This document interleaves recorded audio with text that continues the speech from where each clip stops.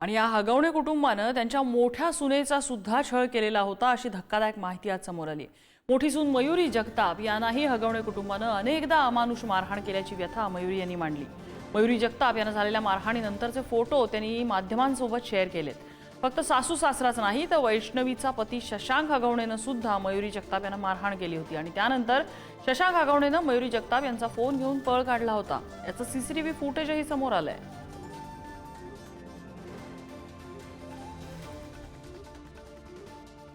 धीर आहे तो कायम त्याच्यामध्ये बोलायचा की तुम्ही आम्हाला शिकू नका, नाही का, तुमचा जो जावाई आहे तुम्ही त्याच्या दारात जा, माझ्या दारात यायचं नाही।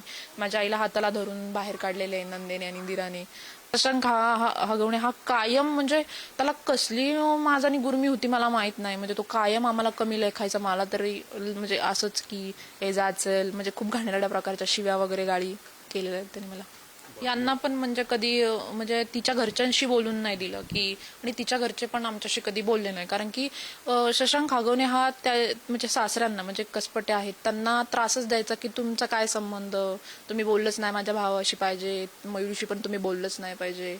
पण तरी पण ते कधी घरी आले तरी माझ्याशी काय ग बाळा बरं आहे का तुला, खराब झालीस तू किंवा काय असं मला ते कायम बोलत राहायचे। त्यांनी कधी त्यांचं ऐकलं नाही, पण ते माझ्याशी बोलायचे म्हणून शशांक हगवणेंनी त्यांना पण कायम टॉर्चर केलेलं आहे की ब्लॉकच करा म्हणा, किंवा मी तुझ्या बापाशी बोलणारच नाही, तुझा बाप असलाच आहे तसलाच आहे, वैष्णवीला त्रास दिलेला आहे। काय माहिती म्हणजे त्या घरच्या लेकीला काय हवं होतं मला हे अजून पण कळलेलं नाहीये। आणि हे कारणीभूत तर हे चौघच म्हणजे सगळीकडेच होते, हे माझ्या बाबतीत आणि तिच्या बाबतीतही होते।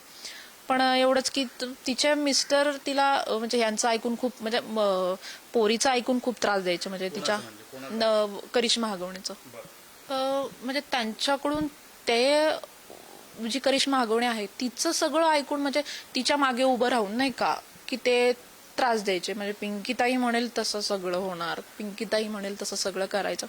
आणि राहिला हा करिश्मा म्हणजे आमची पिंकुडी म्हणेल तसंच सगळं होणार, आणि तसंच होत गेलं होतं सगळं।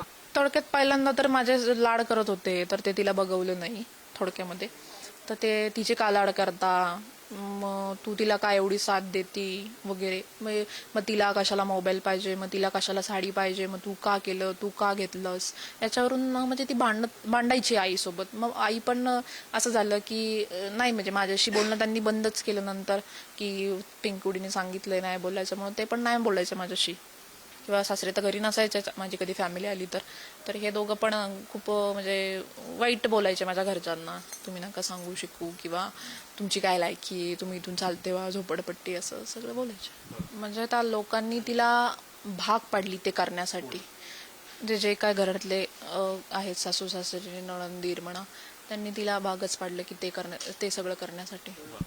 हो नक्कीच, जर माझ्या वेळेस जर हे प्रकरण दबलं गेलं नसतं तर नक्कीच आज वैष्णवी आपल्या सगळ्यांमध्ये असती। आम्हाला म्हणजे माझं प्रकरण बाहेर आलं असतं तर ते नक्कीच झालं असतं।